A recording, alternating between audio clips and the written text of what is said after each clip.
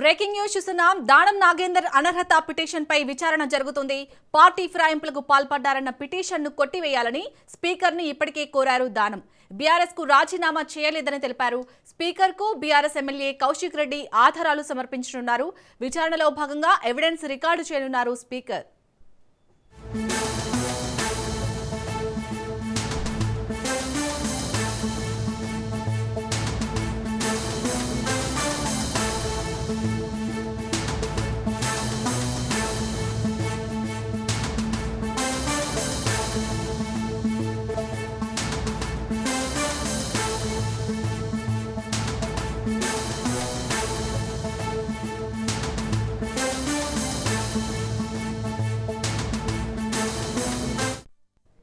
దానం నాగేందర్ అనర్హత పిటిషన్ పై విచారణ జరుగుతుంది.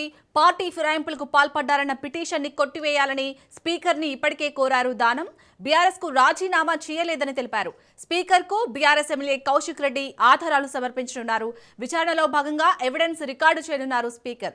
రైట్ గా ఇదే అంశానికి సంబంధించి పూర్తి డీటెయిల్స్ ని మా ప్రతినిధి సునీల్ అందిస్తారు. సునీల్, మొత్తానికైతే దానం నాగేందర్ అనర్హత పిటిషన్ పై విచారణకు సంబంధించి డీటెయిల్స్ ఏంటి, ఎలాంటి నిర్ణయం తీసుకునే అవకాశం ఉంది స్పీకర్?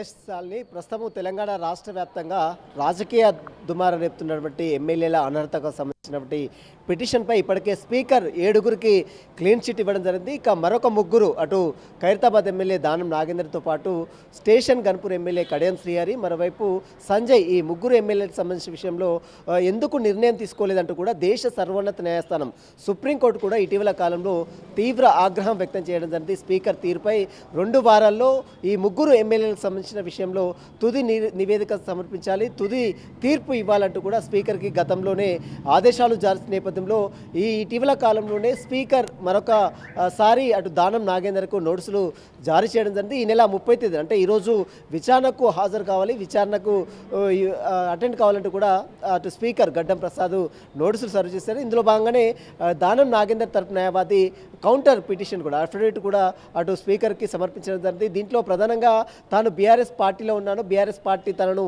సస్పెండ్ చేసినట్టు ఎక్కడ కూడా నోటీసులు ఇవ్వలేదంటూ కూడా అటు దానం నాగేందర్ తన కౌంటర్ కాపీలో అఫిడవిట్లో పొందుపరచడం జరిగింది. ప్రస్తుతం ఈరోజు విచారణ కొద్దిసేపటిమే ప్రారంభం కావడంది. అతనిపై 2 పిటిషన్లు దాఖలు కావడం జరిగింది. ఒకటి పాడి కౌశిక్ రెడ్డి వేసినటువంటి పిటిషన్తో పాటు ఏలేటి మహేశ్వర్ రెడ్డి వేసినటువంటి 2 పిటిషన్లపై కూడా దానం నాగేందర్కి సంబంధించినటువంటి న్యాయవాదులు క్రాస్ ఎగ్జామినేషన్ కూడా ఈరోజు చేసే అవకాశం ఉంది. కొద్దిసేపటిమే పాడి కౌశిక్ రెడ్డి సంబంధించినటువంటి న్యాయవాదులు విచారణకు హాజరు కావడం జరిగింది. ప్రస్తుతం అసెంబ్లీలో విచారణ అయితే స్పీకర్ కార్యాలయంలో విచారణ కొనసాగుతుంది, ప్రారంభమైంది. కాబట్టి మధ్యాహ్నం 12 గంటల తర్వాత ఏలేటి మహేశ్వర్ రెడ్డి సంబంధించినటువంటి క్రాస్ ఎగ్జామినేషన్ నిర్వహించే అవకాశం. ప్రస్తుతం అయితే దానం నాగేందర్ మాత్రము తాను ఎక్కడ కూడా పార్టీ వీడినట్లు కూడా ఎక్కడ కూడా నేను ప్రకటించలేదు. 2024 మార్చిలో ముఖ్యమంత్రిని ప్రత్యేక హోదాలో అంటే వ్యక్తిగత హోదాలో మాత్రమే ముఖ్యమంత్రి రేవంత్ రెడ్డి కలిశామని చెప్తున్నారు. కానీ దానం నాగేందర్ ఎంపీగా, కాంగ్రెస్ ఎంపీగా పోటీ చేశాడు. అదేవిధంగా అతను బహిరంగంగా కూడా అనేక సార్లు ప్రకటించారు. కానీ ఎక్కడ కూడా మీడియాలో అడిగినటువంటి కొన్ని ప్రశ్నలకు మాత్రమే తాను సమాధానం చెప్పానని ఏదైతే దాడి వేసే ప్రయత్నం ఇటీవల కాలంలో దానం నాగేందర్ చేశారు. కాబట్టి ఈరోజు ఈ విషయంలో స్పీకర్ ఈరోజు విచారణ కంప్లీట్ అవుతుంది, కానీ ఈరోజు తీర్పు ప్రకటించే ప్రసక్తే లేదు. కాబట్టి మరొక రోజు దానం నాగేందర్ విషయంలో స్పీకర్ ఎలాంటి తీర్పు ఇస్తారనేది మాత్రం సర్వత్రా రాజకీయంగా తీవ్ర ఆసక్తి అయితే నెలకొని చెప్పవచ్చు. ప్రస్తుతం దానం నాగేందర్ విషయంలో, కడియం శ్రీహరి విషయంలో, ఈ ఇద్దరి విషయంలో స్పీకర్ తీర్పు ఏ విధంగా ఉంటుందనేది కూడా చూడాల్సింది. ఎందుకంటే ఇప్పటికే మిగిలినటువంటి 7 ఎమ్మెల్యేలకు సంబంధించిన విషయంలో వారందరూ కూడా బీఆర్ఎస్ శాసనసభ్యులే అంటూ కూడా స్పీకర్ వారందరూ కూడా క్లీన్ చిట్ ఇచ్చినటువంటి దృశ్యాలు కూడా మనం గతంలో చూసాం. కాబట్టి ఇప్పుడు ఈ విషయంలో అంటే దానం నాగేందర్ ఎంపీగా, కాంగ్రెస్ ఎంపీగా పోటీ చేశాడు, ఓడిపోయాడు. మరి ఎంపీగా పోటీ చేసినటువంటి నేపథ్యంలో ఇప్పుడు ఇంకా నేను బీఆర్ఎస్ శాసనసభ్యుడిని ప్రకటిస్తారా లేదా ఎమ్మెల్యేలుగా అనర్హుడుగా ప్రకటిస్తారా, మరి సుప్రీంకోర్టుకు ఎలాంటి నివేదిక ఇస్తారనేది కూడా ప్రస్తుతం అయితే రాష్ట్ర వ్యాప్తంగా తీవ్ర చర్చ మాత్రం కొనసాగుతుంది. ఒకవేళ దానం నాగేందర్ని అనర్హత పిటిషన్ వేసి అనర్హుడుగా ప్రకటిస్తే మాత్రము ఖైరతాబాద్కు ఉప ఎన్నిక వస్తున్నట్టు కూడా పెద్ద ఎత్తున ప్రచారం జరుగుతున్న నేపథ్యంలో ఇప్పుడు మరి స్పీకర్ దీనిపై ఎలాంటి నిర్ణయం తీసుకుంటారు? ఎందుకంటే సుప్రీంకోర్టు చాలా క్లియర్ చెప్పింది, 2 వారాల్లో వీరికి సంబంధించినటువంటి పిటిషన్పై తుది తీర్పు ప్రకటించాలి, ఏదైనా ఒక క్లారిటీ ఇవ్వాలి అంటూ కూడా ఇప్పటికే సుప్రీంకోర్టు స్పీకర్కి ఆదేశాలు జారీ నేపథ్యంలో మరి స్పీకర్ దీనిపై సంబంధించిన విషయంలో ఎలాంటి నిర్ణయం తీసుకున్నారు మాత్రం చూడాల్సిందని చెప్పవచ్చు. Shalini. Right, thank you Sunil.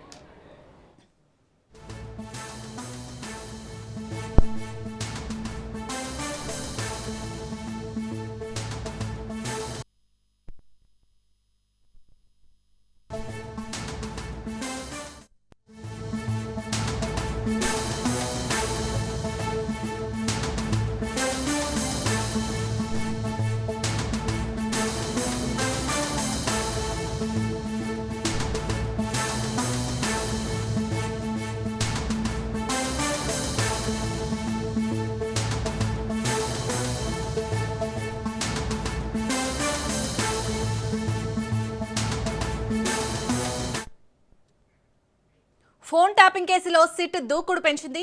BRS అధినేత కేసీఆర్ కు సిట్ మరో నోటీస్ ఇవ్వనుంది. లీగల్ ఒపీనియన్ తర్వాత సిట్ మరో నోటీస్ ఇవ్వనున్నట్లు తెలుస్తుంది. ఫోన్ ట్యాపింగ్ కేసులో ఇవాళ విచారణకు హాజరు కాలేనని కేసీఆర్ లేఖ రాయడంతో ఈ రోజు విచారణకు సిట్ మినహాయింపు ఇచ్చింది. ఇవాళ మరో నోటీస్ ఇవ్వనుంది. అయితే ఎలాంటి నోటీసులైనా ఫామ్ హౌస్ కే ఇవ్వాలని కేసీఆర్ చెప్పడంతో నోటీస్ ఎక్కడ ఇస్తారనే అంశంపై ఉత్కంఠ నెలకొంది.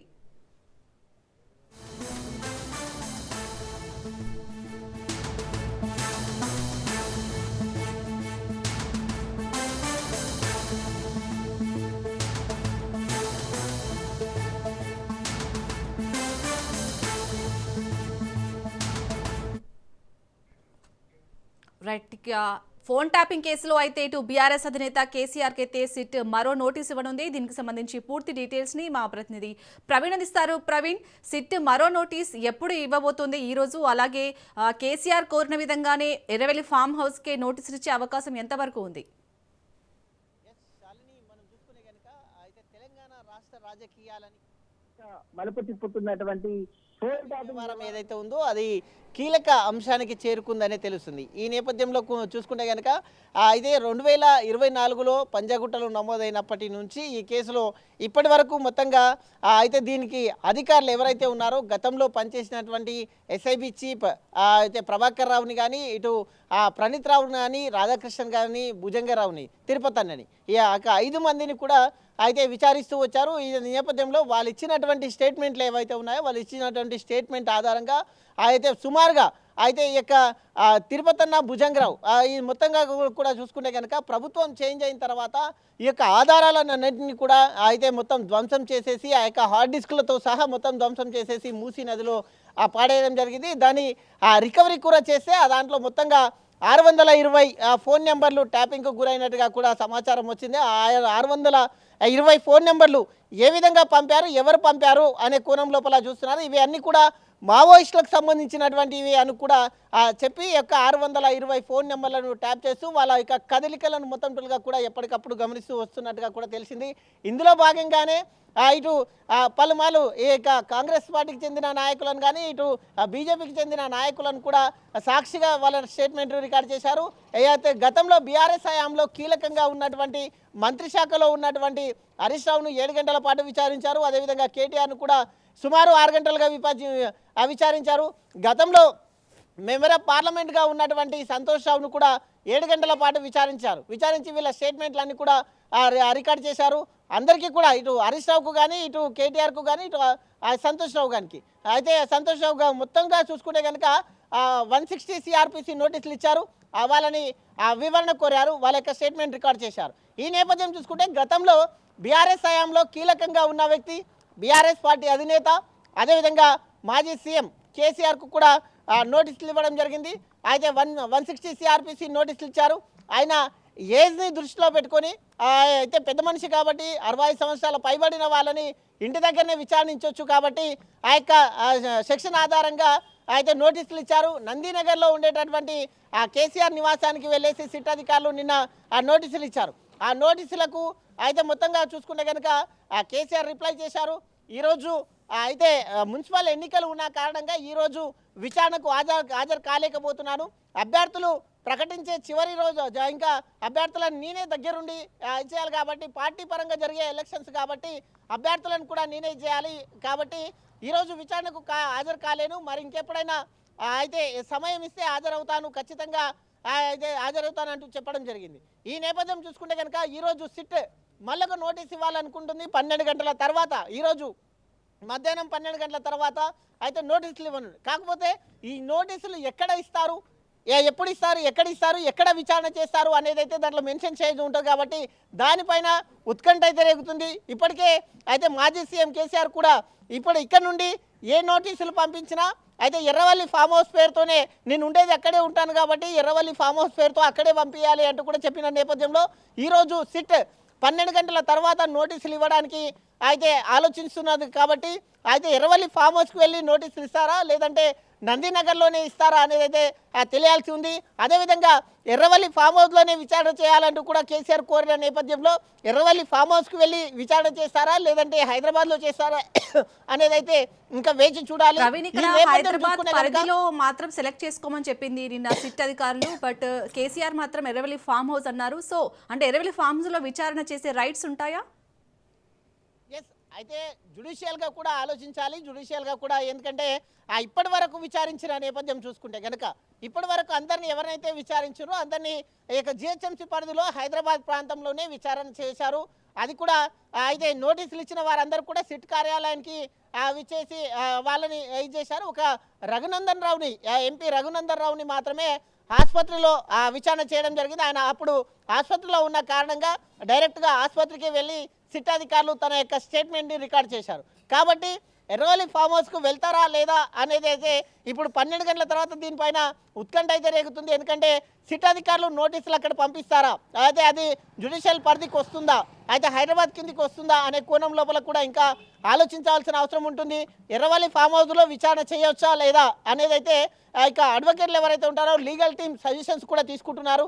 లీగల్ అడ్వకేట్ సజెషన్ తీసుకున్న తర్వాత ఇక నోటీసులు ఇస్తారు. అయితే ఒకవేళ అక్కడ చేసే అవకాశాలు ఉంటే లీగల్ టీం అడ్వైజ్ కూడా తీసుకుంటున్నారు. కాబట్టి లీగల్ టీం ఏం సూచిస్తుంది, ఎక్కడ విచారణ చేయాలి అనే కోణం లోపల కూడా చూస్తారు. ఇంకొక అవకాశం ఏంటంటే అయితే కేసీఆర్ ఏజ్ని బట్టి 65 సంవత్సరాల పైన ఉన్న వాళ్ళందరినీ కూడా ఇంటి దగ్గరనే విచారణ చేయాలి. కాబట్టి అదేవిధంగా నందినగర్కి వెళ్ళి నోటీసులు ఇచ్చారు.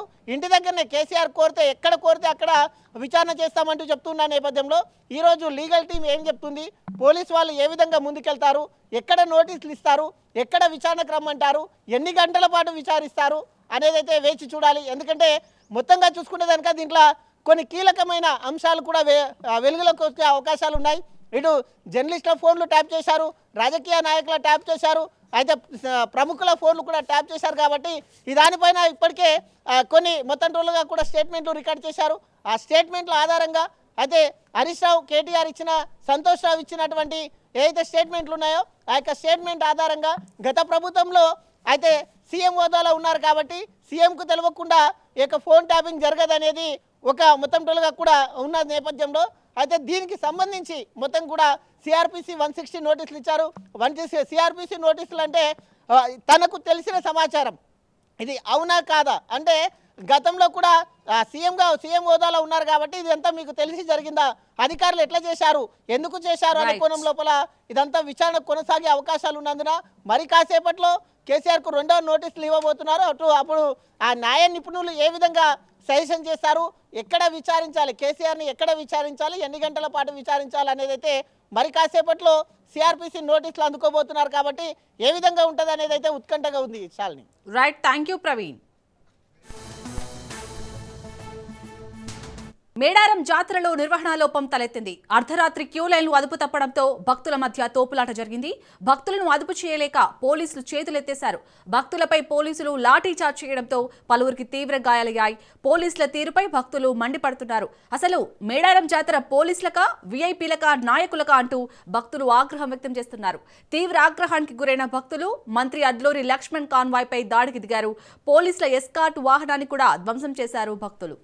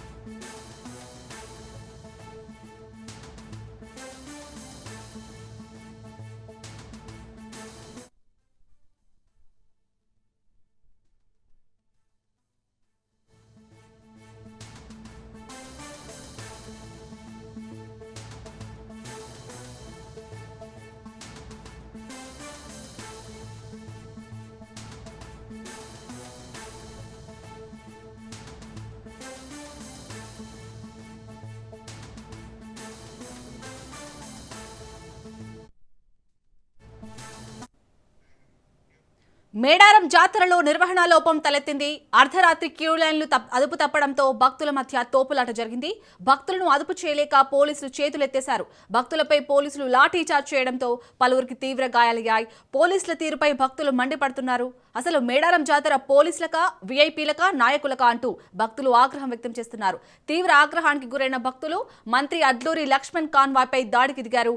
పోలీసుల ఎస్కాట్ వాహనాన్ని కూడా ధ్వంసం చేశారు భక్తులు.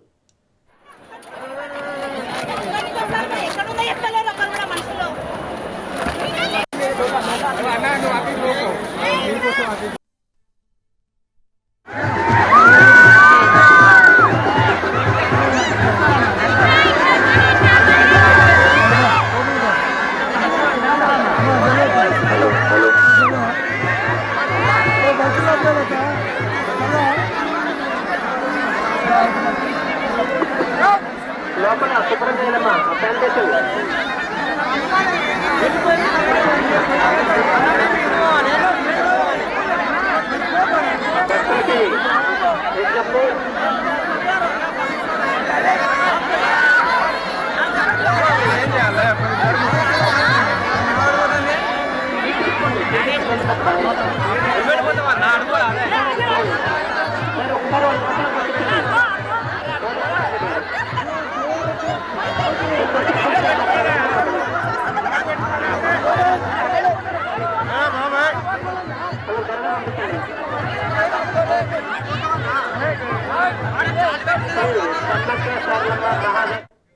ఇక మేడారం జాతరలో అయితే నిర్వహణ లోపం తలెత్తింది. దీనికి సంబంధించి పూర్తి డీటెయిల్స్ ని మా ఇన్పుట్ ఎడిటర్ శ్రీకాంత్ అందిస్తారు. శ్రీకాంత్, అసలు భక్తులు అంత ఆగ్రహానికి గురి కావాల్సిన అవసరం ఏముంది? ఎందుకు అసలు అక్కడ పోలీసులు ఎంతో భక్తులపై ఎందుకు లాఠీచార్జ్ చేయాల్సిన అవసరం ఏమొచ్చింది? Shalini, good morning. సో మేడారంలో అంటే ఈ అంగరంగ వైభవం ఒకెత్త అయితే కనుక భక్తుల అసౌకర్యాలు మాత్రం చాలా తీవ్రంగా ఉన్నాయని చెప్పాలి. ఈవెన్ మహిళలకు కనీసం వాష్రూమ్స్ కి వెళ్ళడానికి కూడా చాలా ఇబ్బందులు పడుతున్నారు. అంటే ఎక్కడ అంటే మిగతా వాళ్ళు ఎవరైతే ఇక్కడ స్టేయింగ్ ఉన్నారో వాళ్ళ రూమ్లలోకి వెళ్ళి వాష్రూమ్ల కోసం అడుక్కునేటువంటి పరిస్థితులు మాత్రం మహిళలకు వస్తున్నాయి. మహిళలు చాలా ఇబ్బందులు పడుతున్నారు. ఈవెన్ మనం ఉన్నటువంటి ప్రాంతంలో, మనం ఉన్నటువంటి ప్లేస్ లో కూడా బయటకు వచ్చి అడుక్కుంటున్నారు. మాకు వాష్రూమ్ ఒకసారి ఇవ్వండి, మాకు కనీసం పిల్లలు ఉన్నారు, చిన్న పిల్లలు ఉన్నారు, ఇబ్బందులు పడుతున్నారు అని చెప్పేసి అతనేటువంటి పరిస్థితులు మాత్రం కనిపిస్తున్నాయి. మోర్ ఓవర్ నిన్న సమ్మక్క వచ్చేంత వరకు ఉన్నటువంటి ఆర్భాటం ఒకవైపు అయితే, సమ్మక్క వచ్చిన తర్వాత గద్దె మీదకి వచ్చిన తర్వాత పోలీసులు, అధికారులు, కలెక్టర్లు అందరూ దర్శనాలు చేసుకున్నారు. ఆ తర్వాత పోలీసులు చేతులు ఎత్తేసరికి ఒక్కసారిగా క్రౌడ్ మొత్తం కూడా ఒక్కసారిగా గద్దెల మీదకి చేరుకున్నారు. ఇదే సందర్భంలో అక్కడ తొక్కించడం జరిగింది. పోలీసులు లాఠీచార్జ్ చేయాల్సినటువంటి పరిస్థితులు ఏర్పడ్డాయి. చిన్న పిల్లలకు తలకు దెబ్బలు తగిలాయి. కొంతమంది కాళ్ళు చేతులు కూడా విరిగినటువంటి పరిస్థితి. చిన్న చిన్న పిల్లలకు చేతి వేళ్లు కూడా విరిగినటువంటి పరిస్థితి. రాత్రంతా కూడా అంటే ఎప్పుడు కూడా అంబులెన్స్ ల సైరన్లు ఇంత పెద్ద మొత్తంలో ఏసారి కూడా వినిపించలేదు. ఈసారి మాత్రం అంబులెన్స్ ల సైరన్లతోటి వినిపిస్తోంది. మేడారం జాతరలో ప్రభుత్వం కొంతవరకు వైఫల్యమైందని చెప్పడంలో ఎట్లాంటి సందేహం లేదు. అంటే వీళ్ళు ఒక ఆర్భాటం మాత్రం చూశారు. రాతి శిలలతోటి చారిత్రక ఏవైతే చిహ్నాలు ఉన్నాయో ఆ చిహ్నాలతోటి అంగరంగ వైభవంగా చేస్తున్నామని చెప్పినా గానీ గద్దెల వరకు మాత్రమే ఆర్భాటం ఉంది తప్ప గద్దెల బయట భక్తులు పడుతున్నటువంటి ఇబ్బందులు మాత్రం ప్రభుత్వం పట్టించుకోలేదన్నది మాత్రం స్పష్టంగా కనిపిస్తోంది. రాత్రి నుంచి కూడా భక్తులు తీవ్రంగా ఇబ్బందులు పడుతున్నారు. కనీసం క్యూ లైన్లకు ఎటు వెళ్ళాలి అన్నటువంటి విధానం కూడా భక్తులకు తెలియట్లేదు. అందరూ కూడా ఒకే ముఖద్వారం వద్ద ఉన్నారు. సాధారణ క్యూ లైన్లు ఎక్కడ ఉంటాయి, లేదంటే వివిఐపి క్యూ లైన్లు ఎక్కడ ఉంటాయి అన్నది కూడా లేదు. ఈవెన్ ఒకవేళ విఐపి పాసులు, వివిఐపి పాసులు, ఈవెన్ మీడియా, ఎలక్ట్రానిక్ మీడియా గానీ, ప్రింట్ మీడియా గానీ, మీడియా పాసులు అధికారికంగా స్టిక్కర్లు ఉన్నా గానీ ఆ స్టిక్కర్లను కూడా పోలీసులు అలౌట్ చేయట్లేదు. సో ఒక రకంగా చెప్పాలంటే పోలీసు రాజ్యం నడుస్తోంది మేడారంలో. ఇక్కడ చాలా భక్తులు మాత్రం ఇబ్బందులు పడుతున్నారు.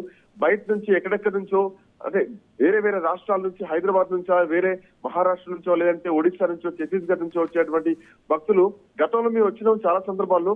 కానీ ఎప్పుడు ఇంత ఇబ్బందులు పడలేదు. వచ్చిన దర్శనం చేసుకుని వెళ్ళిపోయాం. కానీ ఇప్పుడు బయట నుంచి దండం పెట్టుకుని వెళ్ళిపోయేటువంటి పరిస్థితులు ఉన్నాయంటే ఇది మనం ప్రభుత్వ వ్యవహార శైలి ఎట్లా ఉందో అర్థం చేసుకోవచ్చు.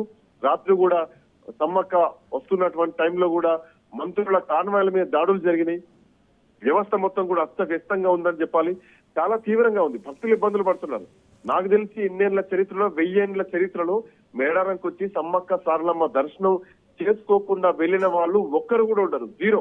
కానీ ఈరోజు పిల్లలు ఇబ్బందులు పడుతున్నారు, తొక్కిసలాట జరుగుతుంది, లోపలికి ఎలవ్ చేయట్లేరని చెప్పేసి ఎవరైతే వచ్చిన వాళ్ళు ఉన్నారో భక్తులు బయట నుంచి దండం పెట్టుకొని వెళ్ళిపోతున్నారంటే ఇది వ్యవస్థ పరంగా తప్పిదం జరుగుతుందని చెప్పడంలో ఎట్లాంటి సందేహం లేదు చాలని. సో ఖచ్చితంగా ఇది చాలా లోపాలని. ఈ అంశం పైన కూడా రాజ్ న్యూస్ ఉదయం నుంచి కూడా భక్తుల సమస్యలు తెలుసుకుంటూ అదే విధంగా ముందుకు పోతుంది. సో ఎప్పటికప్పుడు భక్తులకు సంబంధించినటువంటి అప్డేట్స్ కూడా రాజ్ న్యూస్ ఎప్పటికప్పుడు కవర్ చేస్తూనే ఉంది Shanti. Yes right, thank you Srikanth.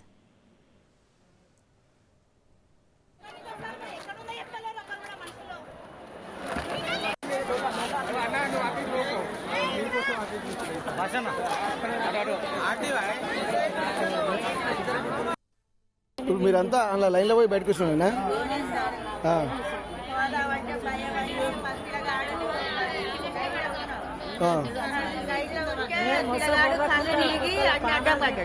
అడ్డం పడితే తీసుకొచ్చి గ్లూకోజులు ఎక్కుతాంటే ఇక పోలేవు. ఈ ఇయర్ ఇలా చాలా జరిగినాయి సార్. ఈ ఇయర్ ఇలా చాలా జరిగినాయి. ఏ ఇయర్ ఇంట్లో జరగలేదు. ఇలాంటి ప్రాబ్లమ్స్ రాలేదు. అసలు నెట్టేసుకోవడం పిల్లలను చూస్తలేరు, పెద్దలను చూస్తలేరు. పోలీసులు అసలు పోలీసు వాళ్ళే లేదు సార్. మేము వచ్చి లోపల విఐపి అక్కడ ఒక్క పోలీసు కూడా లేడు.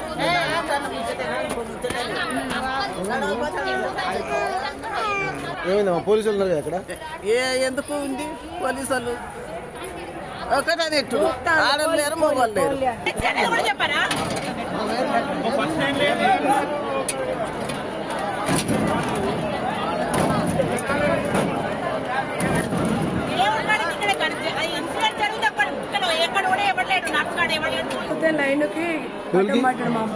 ఇక్కడ లైన్లేనా? లైన్లోనే సంవత్సరం ఏనాడు ఇట్లా కాలేదు. ఈసారి ఘోరం అవుతుంది. ఎవరు చూడు అట్లనే వస్తారు. ఎంతమంది గాయాలైన ఎంతమంది ఉన్నారమ్మా? చాలా మంది మా కలవరు 3 వెళ్ళిపోయారు అట్లనే. వాళ్ళకి అసలు సొయ్యలేదు. ఇట్లా మొత్తం ఇట్లా చాలా మంది చాలా మంది ఉన్నారు. మా నాన్న ఒక అబ్బాయి పైన వెళ్ళి పానమే పోయింది, తీసుకెళ్ళారు. తొక్కిసిలాట ఆడేది అలా కన్ను తిరిగి కింద పడ్డది. ఓకే, ఘోరంగా నెట్టేసారు. ఓకే, ఇప్పుడు ఉన్నారు ఇంకా చాలా మంది అట్లా తొక్కిసిలాట. ఎంతమంది గాయపడ్డారు? చాలా మంది ఉన్నారు. మేడారం జాతరలో నిర్వహణ లోపం తలెత్తింది. అర్ధరాత్రి క్యూ లైన్లు అదుపు తప్పడంతో భక్తుల మధ్య తోపులాట జరిగింది. భక్తులను అదుపు చేయలేక పోలీసులు చేతులెత్తేశారు. భక్తులపై పోలీసులు లాఠీ చార్జ్ చేయడంతో పలువురికి తీవ్ర గాయాలయ్యాయి. పోలీసుల తీరుపై భక్తులు మండిపడుతున్నారు. అసలు మేడారం జాతర పోలీసులకా, వీఐపీలకా, నాయకులకా అంటూ భక్తులు ఆగ్రహం వ్యక్తం చేస్తున్నారు. తీవ్ర ఆగ్రహానికి గురైన భక్తులు మంత్రి అడ్లూరి లక్ష్మణ్ కాన్వాయ్పై దాడికి దిగారు. పోలీసుల ఎస్కాట్ వాహనాన్ని కూడా ధ్వంసం చేశారు భక్తులు.